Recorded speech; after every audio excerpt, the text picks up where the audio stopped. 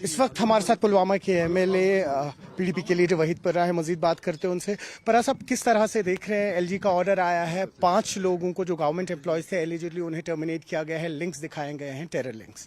Unfortunate ایک نیا process, نوکریاں دینے کے بدلے یہاں ملازموں کو ٹرمینیٹ کیا جاتا ہے کسی نہ کسی بہانے. کبھی ریزرویشن کے حوالے سے یہاں کے لوگوں کو سسٹم سے نکالا جاتا ہے, کبھی پولیٹیکل ریزنز کی وجہ سے. اور اب یہ نیا پروسیس ہے under 311, the misuse of National Security Act, others are being used to terminate Kashmiri employees. Unfortunate ہے کہ پورے ملک میں یہ 311 کا مس یوز یا استعمال کہیں نہیں کیا جاتا ہے, سلیکٹیولی کشمیر میں کیا جاتا ہے. مجھے بتائیے ACB کے کیسز دیکھیے, کیا جموں میں کرپشن نہیں ہے؟ پورے ACB میں آپ دیکھیں گے کسی بھی جگہ سلیکٹیولی کشمیر میں استعمال کیا جاتا ہے. CBI کو سلیکٹیولی کشمیر میں استعمال کیا جاتا ہے, NIA کو, SIA کو, SIU کو.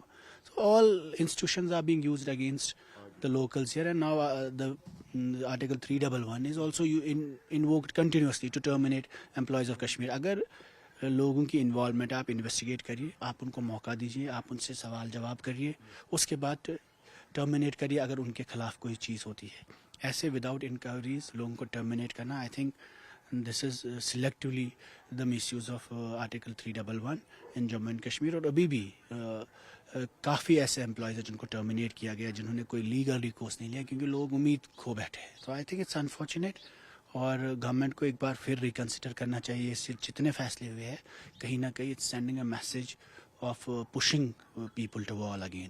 اور ایک اور سوال ہے, ہم نے دیکھا کہ اس وقت جموں کشمیر پولیس کی جانب سے کئی سارے ایسے مسجدیں ہیں یا دارالعلوم ہیں, وہاں ان کی ڈیٹیلز کلیکٹ کی جا رہی ہے, اس کو کس طرح سے دیکھیں گے؟ میرے خیال میں جو ریلیجس پروفائلنگ کا سلسلہ ہے, ہم نے شروع سے اس کی مذمت کی, اور یہ ملک کے کسی بھی خطے میں ایسی پروفائلنگ مسجدوں یا مولویوں کی یا ہمارے مذہبی انسٹیٹیوشنز کی نہیں ہوئی ہے, نہ ہونی چاہیے. کسی بھی مذہب کی نہیں ہونی چاہیے, نہ ہندو دھرم کے وابستہ جو لوگ ہیں, کرسچینٹی سے ہو, خاص کر مسلمانوں کے حوالے سے جو مسجدوں میں اب یہاں پہ پروفائلنگ ہو رہی ہے, اس میں ایک بہت بڑا خدشہ لوگوں میں ہے, پریشانی بھی ہے, اور اس سے لوگوں کو شک کی نظر سے دیکھا جاتا ہے. ایک سمودائے, ایک مذہب کے لوگوں کو, اگر ہمارے مولوی صاحبان کو مسجدوں میں جو لوگ کام کر رہے ہیں ان کو شک کی نظر سے دیکھیں گے تو دوریاں بڑھیں گی.